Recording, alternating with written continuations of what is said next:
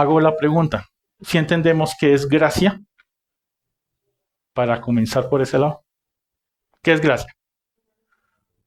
Es algo inmerecido, ¿sí? Es algo que nosotros no merecemos, por lo cual nosotros no pagamos por eso, sino que de forma amorosa el Señor vino y dio y depositó su gracia. Ahora, esa gracia no me libra de corresponder a esa respectiva gracia, ¿sí? No como dice el dicho popular, lo que no me cuesta, hagámoslo fiesta. No es de esa manera. Pero tengo que entender algo muy claro. Gracia viene inmerecidamente desde el corazón del Padre y llega a mi vida. Punto. Sí, la gracia es para todos que la quiera aceptar.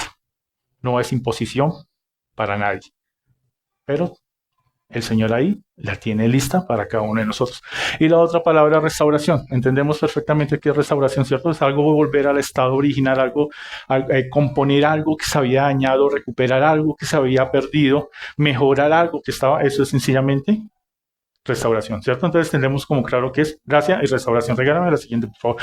Entonces vamos a ir a la palabra y miramos en Primera de Pedro 5:10, la trae en la nueva versión internacional, que dice de esta manera: luego de que ustedes hayan sufrido un poco de tiempo, Dios mismo, el Dios de toda gracia, que los llamó a su gloria eterna en Cristo, los restaurará y los hará fuertes, firmes y estables. Ahí en esta palabra hay una promesa de Dios, ¿sí? Nos deja claro que la gracia y la restauración por parte de Él y punto. Sí, pero ¿qué es lo que va a ocurrir en nosotros? Que nos hará ¿qué? Fuertes, firmes y estables. Fuertes, firmes y estables.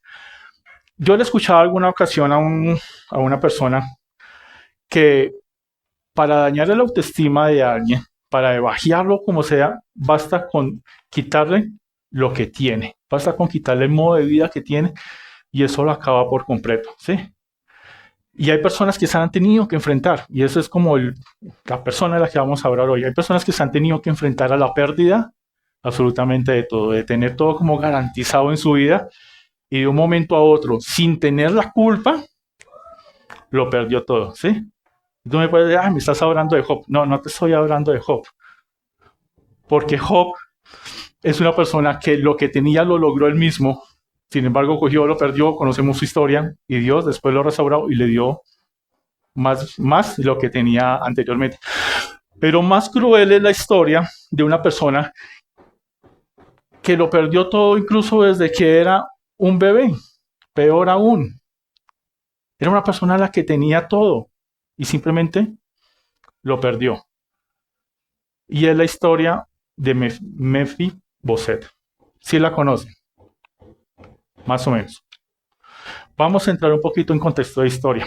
Nosotros conocemos la historia del pueblo de Dios. Sabemos que el Señor coge, los lleva, los saca de Egipto, los lleva a la tierra prometida, toda esa travesía, todo ese tema. Y Dios va manejando, digámoslo de esta manera, a su pueblo a través de jueces y ¿qué? Jueces y ¿quién? Y profetas, ¿cierto? Esa era la forma. ¿Y quién era el rey realmente en ese momento? El Señor. O sea, básicamente Israel tenía la única teocracia de la historia. Tenía el rey directamente Dios, pero pues la gente muy astutamente empezó a pedir un rey. Y querían un rey. Querían una persona a la cabeza de todo. O sea, no se conformaron y no apreciaron que era tener al Dios de cabeza, sino querían tener era una persona a la cabeza. Y ahí aparece en escena Saúl. Saúl, el Señor lo unge a través del profeta Samuel, asume el trono. ¿Y cómo dice que son las monarquías? Las monarquías se traspasan ¿cómo? De generación a generación, ¿cierto? ¿Quién era el descendiente de Saúl para que asumiera la posición de rey cuando él ya no estuviera? Jonatán. ¿Sí? Cuando Jonatán muriera, lo que decía la monarquía, esas reglas, era que el hijo de Jonatán asumiría posteriormente la posición de ¿qué? De rey. Y ese era Mefiboset. Pero sabemos que la historia cambió por la desobediencia de Saúl. todo cambió. Y ahí es cuando aparece en escena David. Hubo un momento de masacre, cosas que sucedieron ahí, y entre todo ese tema de huir y salvar lo que quedaba de la familia, de la descendencia de Saúl, una mujer toma a un niño pequeño en sus brazos para darse a la fuga. Ese era Mefiboset, era el nieto de Saúl. Y en ese momento, Mefiboset se le cae de los brazos en el momento de la huida. Cae y queda lisiado de los pies, o sea, queda sin posibilidad de caminar. Y aún así, pues, logran huir. Es decir, Mefiboset desde pequeño no solamente perdió su derecho a ser el rey, sino que quedó lisiado y ahora escondido. Y ahí está la historia de Mefiboset. Pero el Señor hace algo muy particular con Mefiboset a través de David. A mí me costó muchísimo entender las cosas respecto a David cuando hablaban sobre corazón, que David era como el de corazón, como el del Señor, ¿cierto? ¿Por qué me costaba? Porque, ¿cómo va a decir que del corazón de Dios si David uno le conoce unas historias muy particulares? ¿De dónde me va a decir que se mantiene el corazón de Dios? Pero era la forma en que Dios obró a través de él. Y vamos a ir para 2 de Samuel 9 y vamos a mirar este capítulo completo. No es muy largo, pero es para comprender qué pasó con Mefiboset después, porque obviamente David asume el trono y Mefiboset queda relegado, queda por allá, quién sabe de dónde. 2 de Samuel, entonces 9, la traje en la versión nueva, traducción viviente, dice de esta manera, me van siguiendo ahí en la pantalla. Cierto día, David preguntó, ¿hay alguien de la familia de Saúl que aún siga con vida a quien pueda mostrarle bondad por amor a Jonatán? Entonces mandó llamar a Siba, un hombre que había sido uno de los siervos de Saúl. ¿Eres tú Siba?, le preguntó el rey. Sí, señor, lo soy, contestó Siba. Enseguida el rey le preguntó, ¿hay alguien de la familia de Saúl que todavía viva? De ser así, quisiera demostrarle la bondad de Dios. Siba le contestó, sí, uno de los hijos de Jonatán sigue con vida. Está lisiado de ambos pies. ¿Dónde está?, preguntó el rey. En Lodebar, le contestó Siba, en la casa de Maquir, hijo de la miel. 2 palabras claves ahí en el pasaje anterior, Lodebar, Maquir. Entonces David mandó a buscarlo y lo sacó de la casa de Maquir. Su nombre era Mefiboset, palabra clave. Era hijo de Jonatán y nieto de Saúl. Cuando se presentó ante David, se postró hasta el suelo con profundo respeto. David dijo, saludos Mefiboset. Mefiboset respondió, yo soy su siervo. No tengas miedo, le dijo David. Mi intención es mostrarte mi bondad por lo que le prometí a tu padre Jonatán.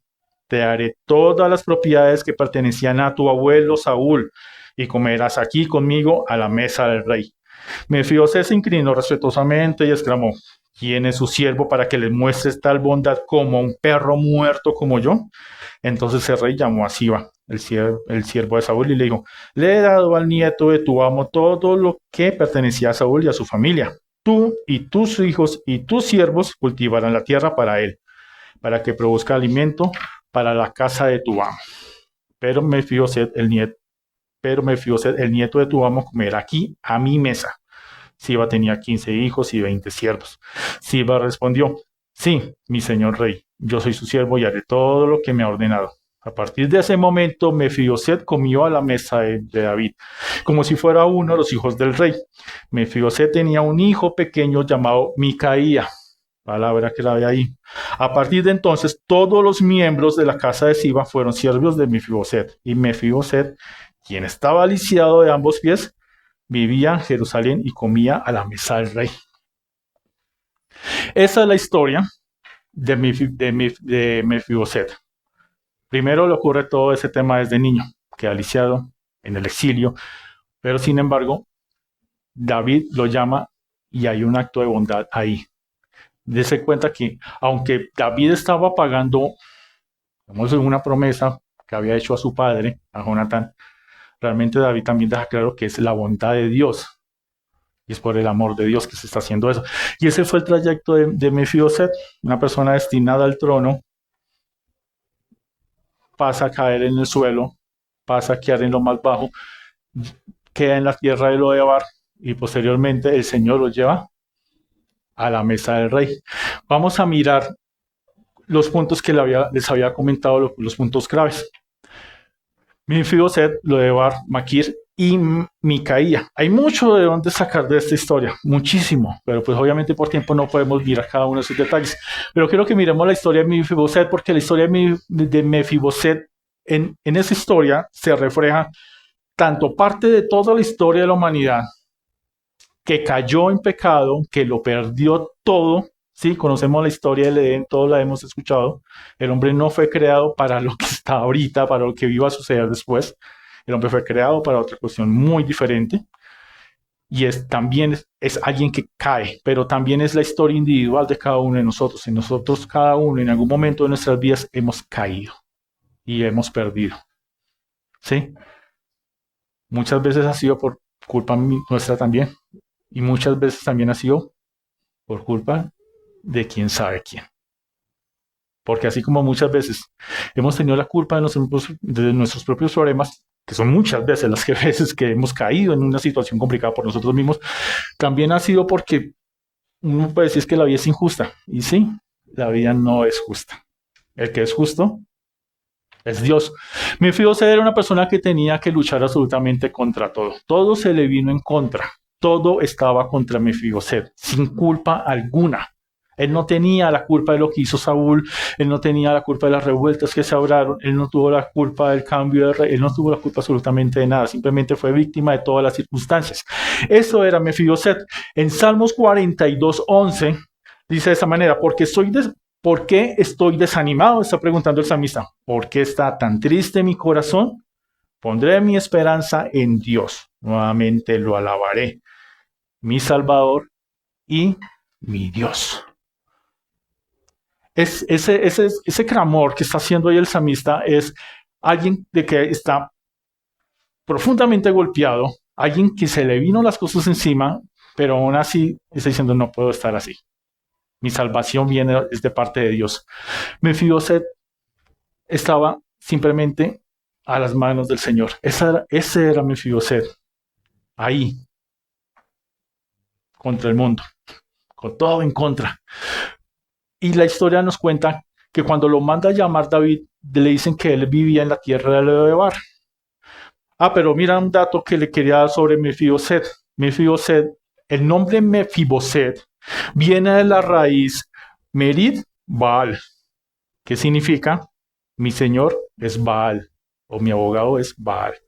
O sea, hasta el nombre, por así decirlo, lo tenía condenado ya. Ya desde el nombre para adelante, ya la vida de Mefiboset era un desastre completamente. Pero a él lo llaman y él estaba en la tierra de Lodebar. De ahí lo sacó. ¿Qué era la tierra de Lodebar? Un lugar desértico. El nombre de Lodebar ¿qué significa Lodebar? Lodebar significa sin palabra o sin pasto. Eso es lo que significa Lodebar. O sea, era un sitio tan sin gracia, sin nada, que no valía la pena ni siquiera hacer un esfuerzo por buscarle un buen nombre a ese sitio. Era una vaina allá. O sea, allá no hay nada que valga la pena. Eso es Lodebar. Y allá es donde estaba Mefiboset. O sea, imagínate la posición de Mefiboset. Nacido en un palacio y ahora en una tierra que ni siquiera merecía ser bautizada. Ahí estaba Mefiboset. Cuando nosotros caemos en pecado, estamos en esos lugares. Estamos ahí. El ser humano sin Dios es alguien que habita en tierra de Lodebar. Nosotros, antes de aceptar a nuestro Señor, nosotros estamos en eso, en tierra de Lodebar, en tierra donde se puede vivir. Sí, se puede vivir, pero no hay nada que valga la pena ahí. ¿Se puede gozar?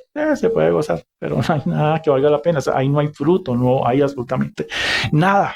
Y de ahí es donde el Señor coge y saca a Mefiboset. Y de ahí es donde el Señor nos saca a cada uno de nosotros. El Salmo 42 dice de esta manera: me sacó del foso de desesperación, dice el salmista, del lodo y del fango. Puso mis pies sobre el suelo firme y a medida que yo caminaba, me estabilizó. Entonces el Señor nos saca. Por su gracia, pone los ojos donde nosotros nos metimos o nos metieron, y nos saca de ahí. Absolutamente nadie de nosotros es dueño de la forma en que comenzó nuestras vidas. En algún momento había comentado eso. El Señor nunca hizo este compromiso con nosotros. Con nadie se comprometió dónde íbamos a nacer, en qué época, en qué familia, en qué ciudad, en qué país, en qué condiciones. El Señor no hizo ese compromiso con nadie, simplemente nos tocó y punto. El compromiso con Dios es a dónde nos va a llevar, a dónde nos va a traer. Ese es el compromiso de Dios. Lo demás simplemente es así y punto. Se nos puede ir la vida pensando ¿por qué? ¿Por qué? ¿Por qué a mí me tocó esta familia? ¿Por qué me tocó este lugar? ¿Por qué me tocó eso? Porque es una pensadera que no vale la pena y que no lleva absolutamente nada. Porque lo importante es el Señor me está llamando y me está sacando de ahí. Eso es lo que realmente importa en la vida. Pero mira que no todo es simplemente desgracias y penas. Hay un personaje que mencionan ahí que se llama Maquir.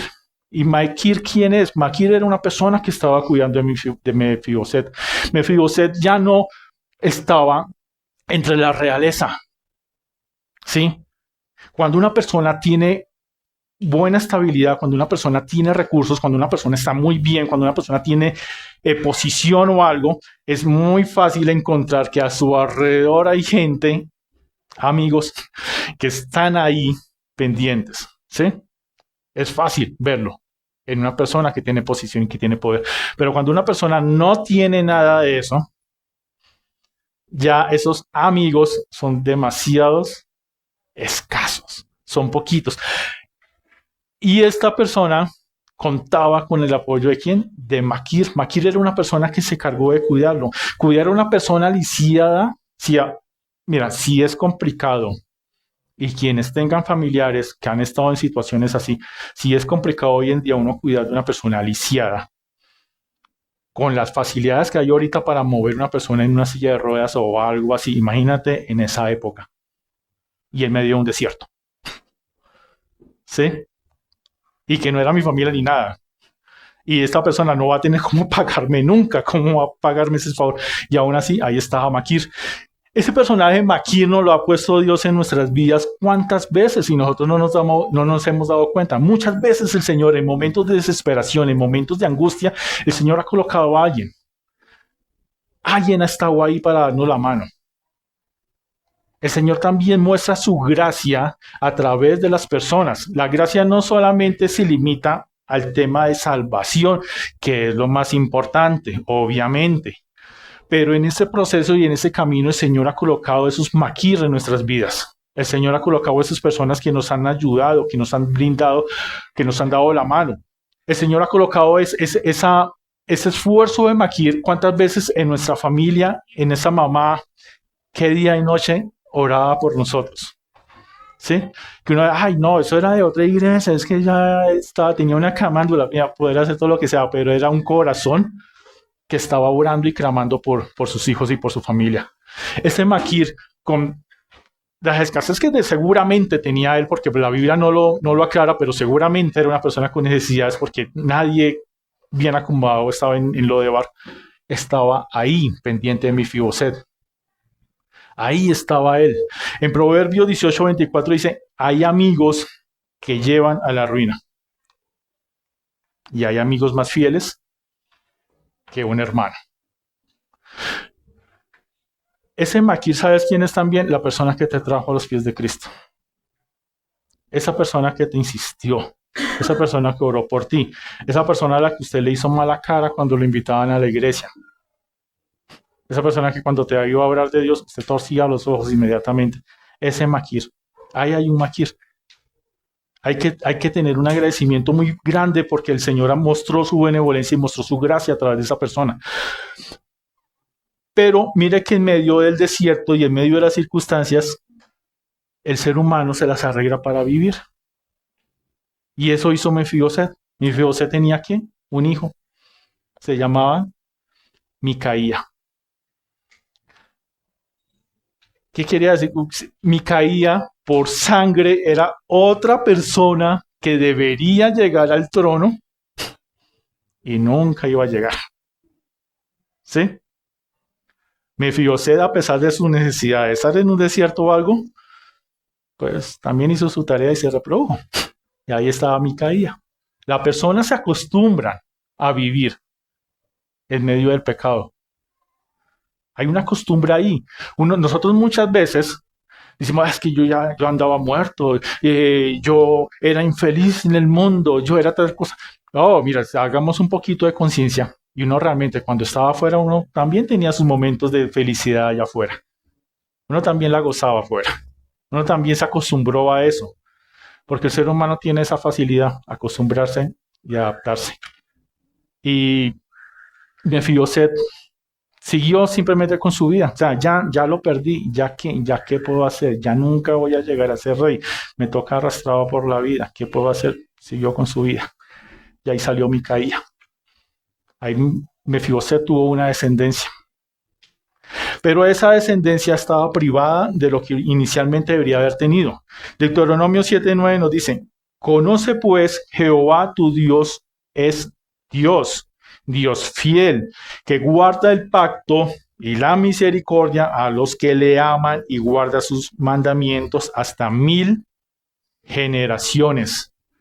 ¿Cuántas veces nosotros hemos estado como cristianos o hemos escuchado a otros cristianos afanados y preocupados por el tema cuando nos dicen es que la maldad que visita a la tercera y cuarta generación y entonces ya nos empezamos a llenar la cabeza un montón de vainas de uy, no, se nos vino todas las maldiciones generacionales, se nos vino yo no sé qué más vainas y sí, pueda que el pecado y bueno, si lo dice la palabra es cierto, punto, va de tercera a cuarta generación, pero es que el amor, la misericordia y la bondad de Dios basta 1000 generaciones.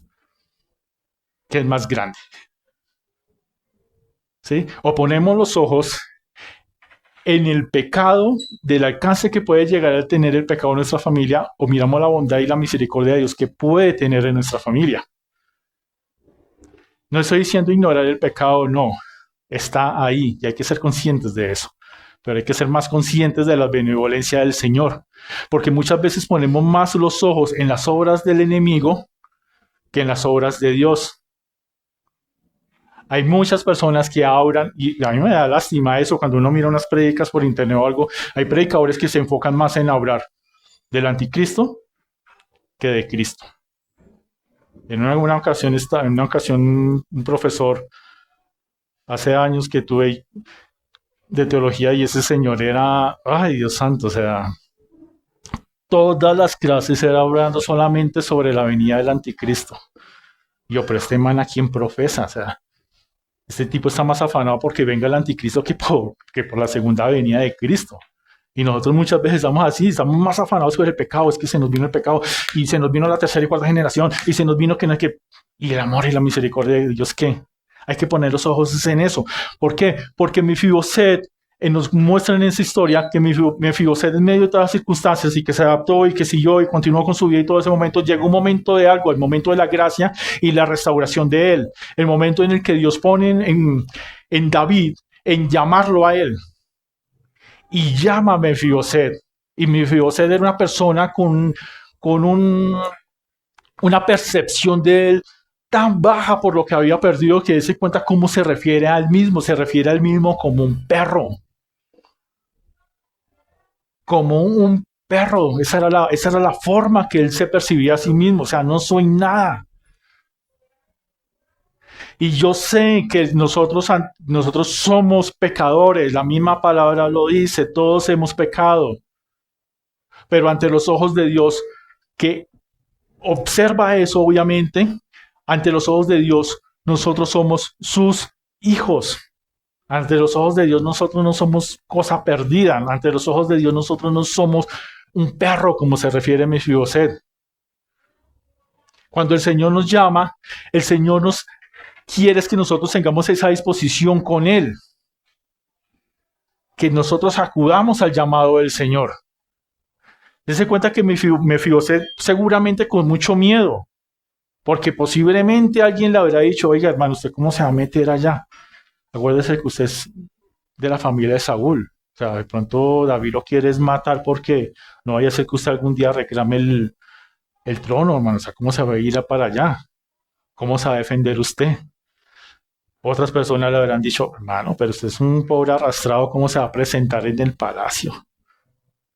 Y con miedo y todas esas cosas, allá se presentó Mefiboset. ¿Sin qué? Sin excusa. Cuando el Señor nos llama, Nosotros, ¿qué debemos hacer? Debemos tener esa actitud que tuvo Mefiboset, no la actitud de que somos un perro, no, la actitud de que si el Señor me llama, yo voy, punto. ¿Qué me va a decir? Pues lo que me vaya a decir y me vaya a hacer es lo mejor. ¿Por qué? Porque es mi Señor y es mi Dios. Así de sencillo.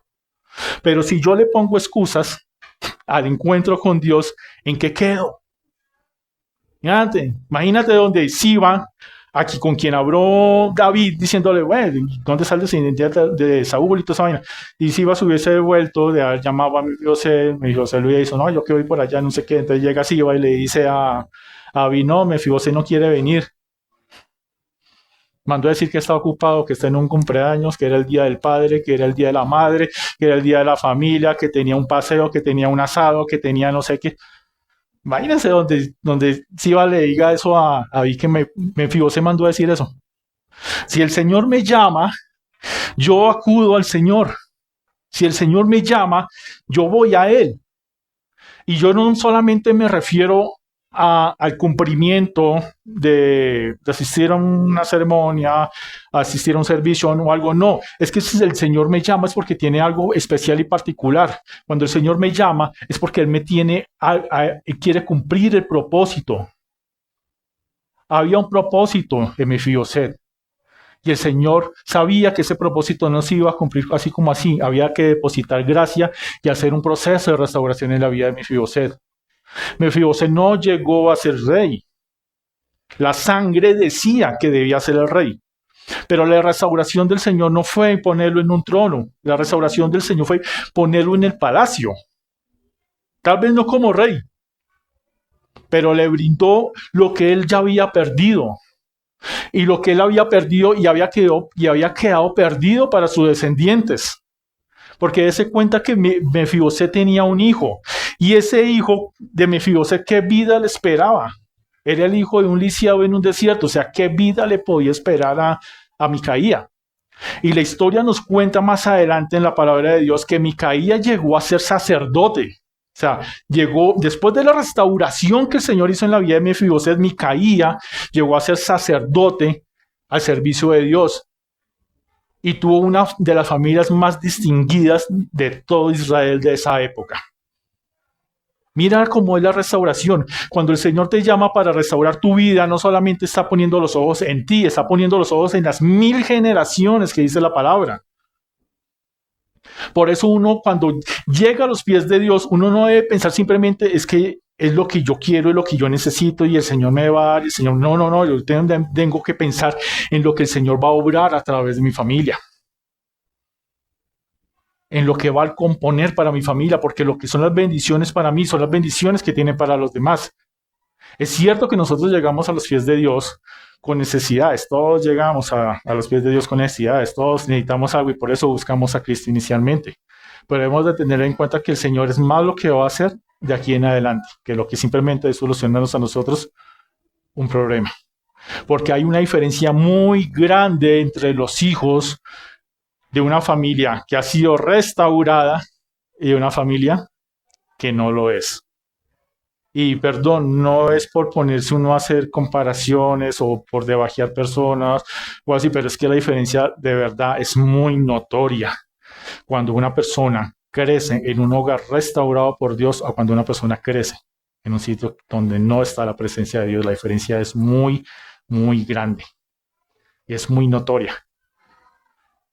Y no me refiero simplemente a qué tanto el niño o la niña se sabe, qué tantos versículos se aprendió o no. Es cómo lo está viviendo y en las decisiones que va tomando. Y el Señor hace todo a su debido tiempo. Todo a su debido tiempo. No estamos en tierra de Lodebar. No quiere decir que porque uno salió de tierra de Lodebar ahora todo simplemente es color de rosa.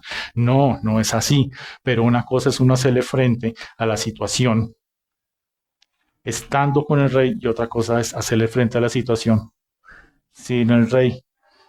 No era lo mismo la vida de Mefiboset a la mesa del rey que estando en Lodebar. No era lo mismo el futuro que le esperaba a Micaía en Lodebar que estando a la mesa del rey. Las cosas cambian totalmente. Hay un cambio total. pero hay que tener una disposición, aun cuando haya inconvenientes para acercarse al rey, aun cuando uno tenga ocupaciones, aun cuando Mefiboset con sus limitaciones y todo eso, hizo ese viaje hasta allá. Cuando miraba en el mapa, lo de Bar no quedaba muy cerquita del palacio, era bastante el trecho que había que recorrer. Y en esa época complicadísimo la forma de movilizarse, y más para una persona así. Y bueno, la palabra no deja claro si lo llevaron y lo trajeron en un carruaje, pero es que así lo trajeran en un carruaje, era una persona con limitaciones, era complicado llegar hasta el palacio. Y aún así él llegó allá. Si el Señor te llama y te ha llamado, hay que cumplirle en todo momento. El Señor nos llama a nosotros en oración, en la palabra. Señor, hoy voy a encontrarme contigo. Cuando tú estás orando, tú no simplemente estás exponiéndole a Dios tus necesidades. Cuando tú estás orando, tú estás teniendo una conversación con el Rey.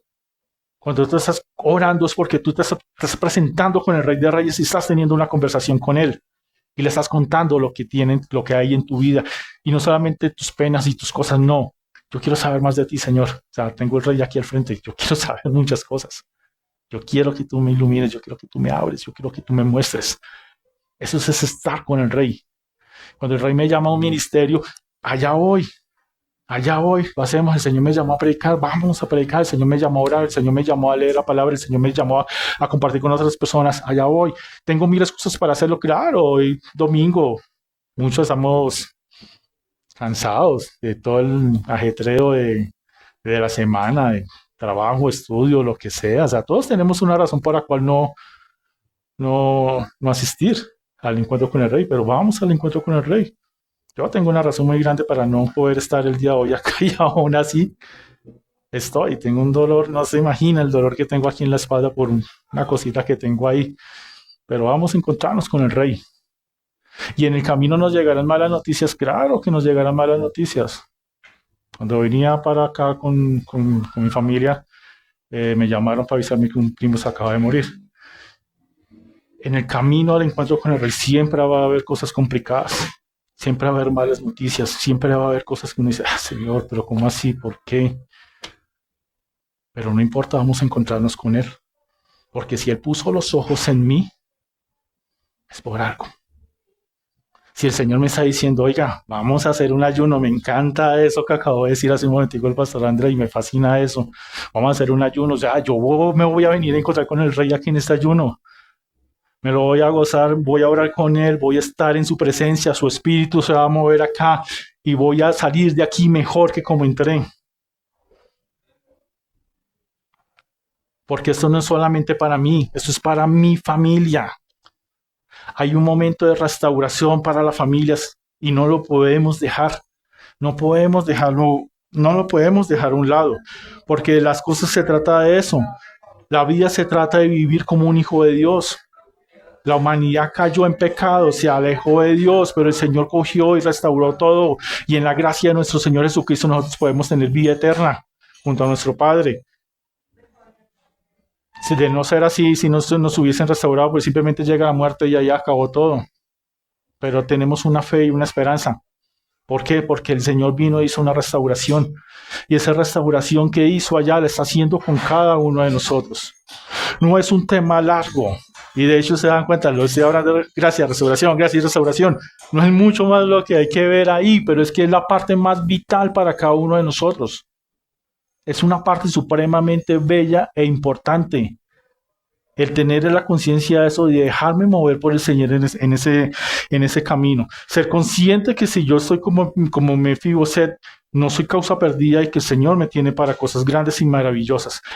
Aquí en esta iglesia, el Señor ha hecho y puede hacer cosas grandes. Esta es una iglesia que ante los ojos de muchos se ve como una iglesia pequeña y que en el corto tiempo que ha tenido que enfrentar problemas y situaciones, ¿sí? Pero el Señor, ¿qué ha hecho? Ha hecho una restauración en esa iglesia también y esta obra ha seguido. Ustedes, los que ya llevan más tiempo acá, conocen esa historia y aún así el Señor hizo restauración y la iglesia continúa, así como puede ser en la vida de cada uno de nosotros. Doy gracias a Dios por las personas que están aquí, por cada una de las personas que están acá, por el servicio que dan. Pero más que gracias por dar un servicio, es gracias porque yo sé que el Señor está orando en la vida de cada uno de nosotros. Y que el Señor ha colocado aquí personas como Maquir, que han estado pendientes de nosotros. Personas como Maquir que han estado orando. Yo sé que aquí hay personas que se han levantado en oración por esta iglesia y que se han dado la tarea de orar por cada uno. No me sé el nombre, pero el Señor me ha colocado que sí ha habido gente aquí orando. No sé quién. No digo que levanten la mano, que decir todo el mundo, sí, yo. Pero el Señor es lo que busca para cada uno de nosotros. Y el proceso de restauración no es algo que simplemente está en un momento y sale. No, es algo que el Señor va haciendo día tras día, conforme vayamos entrando en esa comunión con el Señor y conforme vamos dejando que su Santo Espíritu vaya renovándose en cada uno de nosotros. En cada uno de nosotros. Por eso la idea no es simplemente llegar acá y salir. La idea es llegar acá bendecidos y salir aún más bendecidos para bendecir afuera. Porque afuera hay gente que no ha gozado ni de la gracia, ni han sido restaurados. Y necesitan ser restaurados. Y nosotros no los podemos restaurar, pero los podemos traer a los pies del Rey, que Él sí puede restaurarlos.